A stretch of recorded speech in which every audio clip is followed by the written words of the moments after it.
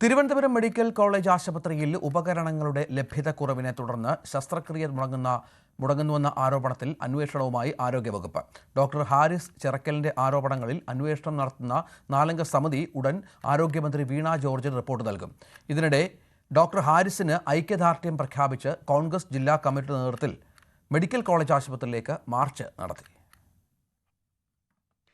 Urology വിഭാഗത്തിന് പുറമെ medical college ആശുപത്രിയിലെ 26 ഡിപ്പാർട്ട്മെന്റുകളിൽ ഉപകരണങ്ങളുടെ ലഭ്യതക്കുറവിനെ തുടർന്ന് ശസ്ത്രക്രിയകൾ മുടങ്ങുന്നെന്നായിരുന്നു ഡോക്ടർ ഹാരിസ് ചിറക്കലിന്റെ തുറന്നുപറച്ചിൽ. നടപടി വിവാദമായതോടെ 4-അംഗ സമിതിയെ ആരോഗ്യമന്ത്രി ഉന്നതതല അന്വേഷണത്തിന് നിയോഗിക്കുകയായിരുന്നു. ആരോപണമുന്നയിച്ച യൂറോളജി വിഭാഗം മേധാവി ഡോക്ടർ ഹാരിസിൽ നിന്നുൾപ്പെടെ സമിതി വിശദമായ വിവരങ്ങൾ ചോദിച്ചറിയും. അതിനിടെ വിഷയം ഏറ്റെടുത്ത പ്രതിപക്ഷം മെഡിക്കൽ കോളേജ് ആശുപത്രി അധികൃതരുടെ അനാസ്ഥയിൽ പ്രതിഷേധിച്ച് ആശുപത്രി കവാടത്തിലേക്ക് മാർച്ച് നടത്തി.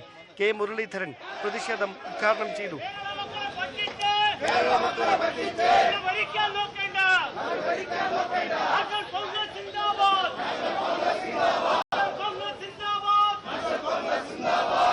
ഒരു സിസ്റ്റം തകരാറാണെങ്കിൽ അതിന്റെ ഉത്തരവാദിത്തം മന്ത്രിക്കാണ്, ഗവൺമെന്റിനാണ്, മുഖ്യമന്ത്രിക്കാണ്.